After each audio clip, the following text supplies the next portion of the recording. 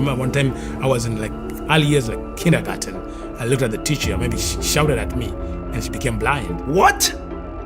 They get me, put me in a cave with dead bodies, lock it for 3 days and 3 nights. Now, because of the people who were praying around him, he could ascend in the spirit and become like an authority. She hits me in the back, and she's not saying a word, just looked at me. Then I knew now it's battle. Because I had never encountered such kind of power.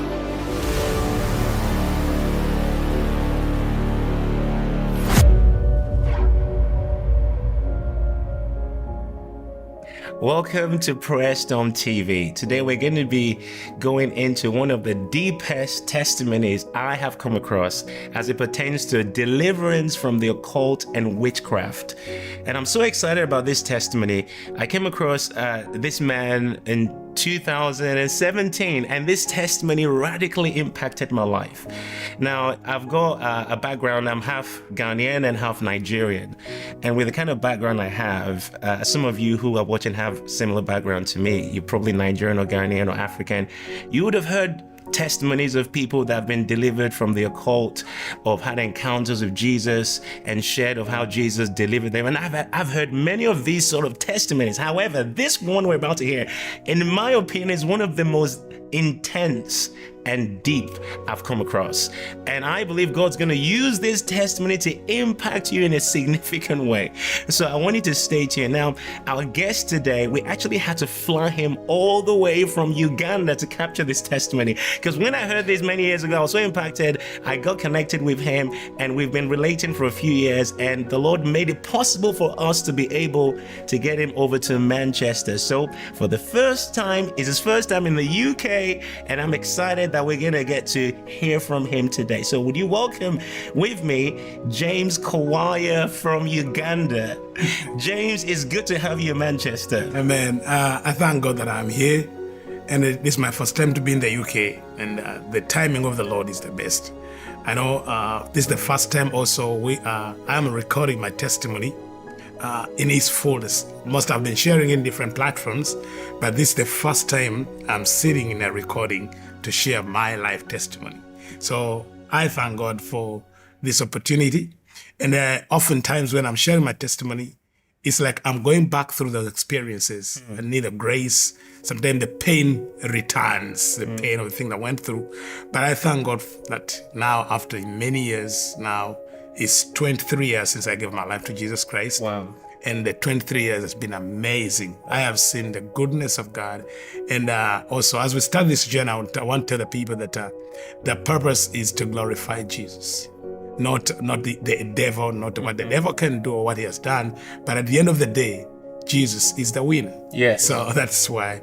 So I'm glad that I'm here. I'm so excited to have you here in Manchester, because as we go into the details of your testimony, I'm going to be asking you questions about, things that have happened in your past. And as you share them, there'll be things that, I'm sure lots of people may not even understand, because we have lots of people watching. People from African backgrounds may be able to relate. Some of you watching are from Western backgrounds, and you might not understand some of the depth of the occult. In fact, some of these things will blow your mind when you hear, the depth to which people engage in dark activities. But I know, just as James said, God is going to use this to glorify his name. And I also want to point this out before we go into this testimony, that right now you're a pastor. You lead a church in Uganda, and you're used in incredible ways by God in deliverance ministry, miracles, and God moving. In fact, primarily you're an intercessor. You're used in strategic. Do you just want to just give us an idea of some of the things you do right now? I am leading a ministry called Lifeway Institute of Deliverance. What we do and what God has called me to do is to strategically train intercessors to pray and take over territories for God. So mostly I'm not pastoring the church, though I started the church. We are having other pastors pastoring the church. We also running a Christian television station in Uganda, worship television, just for worship and prayer. One of the things the Lord told me to do after encountering Jesus and seeing the power of prayer. By the way, I knew the power of prayer before I became born again. I kept encountering people praying and wondering what kind of lives are they. One example, maybe to bring it out, is I was still in the occult, and I was in the city in Kampala, and I remember I got instruction from our leaders to vacate the city and stay away 70 miles away from the city and remove all our operations, because a man of God was coming in the city.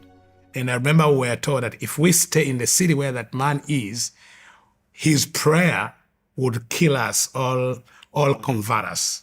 And I remember the instruction was stay out of the city 70 miles away. Wow. But also do not enter the city even 21 days After he has left. So I was still in the occult, and I was like, what kind of power is this? Because I knew the power, I knew Satan, I knew I had been all in these kind of powers. But then we were being warned not be around that man's, where he is in the city. That man was Maurice Cerullo. So he was coming in the city, and I remember we were told, stay out of the city 70 miles away and do not enter the city another 21 That's days. incredible. Because even after 21 days, his power, the effect of his power remains in the atmosphere after 21 days he has been in the city. So I knew the power of prayer. So when I came to Christ, the Lord was telling me, okay, you have seen the mistakes, the errors, because one of the work I was doing before I came to Christ was fighting churches and breaking churches. And the Lord was saying, now you know how you broke these churches, and you know what were the errors and the mistakes and the weaknesses. So can you train an army of intercessors all over the world to bring out, to stand and take territories? Wow. So we are working with nations like Sri Lanka. We have work in Sri Lanka. I work in Singapore. I work in Botswana. I work in Gabon. And a few places where I've been doing. You've been in Europe to a few places as well. We're having a work in Munich. We're doing a great work in Munich to raise intercessors and train young people to intercede, and then they take over the nations in prayer. So one of my calling, people call me apostle, others pastor, but my call is an intercessor. That's Amen. So I don't know if you can call me intercessor James. I like that. So now let's go back to the beginning. What are the earliest memories you have? My memory, when I was around 3 years, I realized in my home I was living with my mom and my uncle, the brother to my mom, and no one else. And it was strange because I was wondering why other people don't come to our home. Later I realized that when I was 3 months old, my father and my sisters left the home and did not return because of the strange things that were happening in the house, in the home. Now, I don't know what happened, the strange things. I didn't see unless when my mother told me my story. But when I was 3 years, the event that I can remember is the death of my uncle. And when I began now my initiation into witchcraft, when I was 3 years. I want us to come back to the death of your uncle, but before we come back to that, can you tell us what happened before you were born? Because this is really a critical part of understanding your journey. Give us an idea of what was going on with your mom and a marriage and her desperation to have a son that laid the foundation for you to come into this world. So I came to hear this story when I was around 12 years, to hear the story of my birth and why I was strange. Now, by the age of 12, I was already deep in the occult. I had been made a trainer of witches when I was the age of 9. At the age of 7, I was a territorial witch in charge of a territory. I had strange powers. People older than my mother could come and bow to me. Politicians, businessmen for powers. So I kept wondering, where did I get all these powers? Where am I strange? But my mother kept taking me to different witch doctors for help to be delivered from those powers. But several times we could go to these places to the witch doctors, and the witch doctors could chase my mother away, claiming that when she takes me to them, I steal their powers. So like even the witches, the sorcerers, the diviners, even they hated me because they were, this baby has strange powers. So my mother decided to take me to a man in Pemba. Pemba is in in Tanzania in the Indian Ocean, who was it was called a sultan. So in this journey, she said, I'm going to take you to this man, and this man is going to help you. So that's when I asked. I remember we were in Dar es Salaam, we were on the port trying to get a ferry to go to Pemba. And I asked her, but Mom, tell me something. Why am I strange?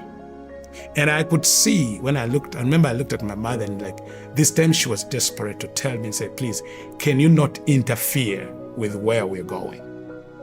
Can we, please don't interfere. So like to convince me not to interfere, my powers, the power I had up as a boy, where we're going. So she had to tell me the story of my life. How she ended up in this.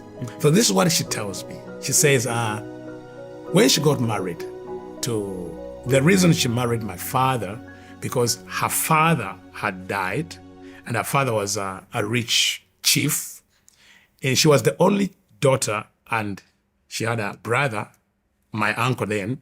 And when her father died, she says she knew the family in Africa, most times the family would take over every property. So she needed protection. So by the grace of God, she says, at the time when her father died, and she's desperate, she's just a young lady, then my father started dating her. And my father, coming from a prominent family, a very known family and very strong, she thought this man, if he marries her, she'll get protection. So she gets into the family. Now, my father also was marrying her because he had been told he would find a young girl, marry early, and get as many children as possible. Because my father, being a son of a chief, a son of like a prime minister, he was the only son. The brother had died. He had 7 sisters, the only son. So they were like, now you need to get a woman, get children, and raise a heir for the throne, like the chiefdom. So he marries for the purpose of getting a son. So when she married, my father and my mother, they married, she gave birth. The first child was a girl. The second child, also a girl. The third child, also a girl. Now, by the fourth child, the entire family, the chiefs, the tribe, they're all like, this woman is a waste. Because in my tribe, if you have only girls, they say you don't have children. Wow. So they wanted a heir. So in desperation, she went different witch doctors in different parts of the nation. And so she went, they told her, we're going to help you conceive. Then she conceived the 5th child, who was now also a girl. She went on different witch doctors, different altars, different and also she conceived again a 6th child, also a girl. Wow. And she tells me that she was so desperate because she knew if she can't get a son, she will lose the marriage, and now her life will be wasted.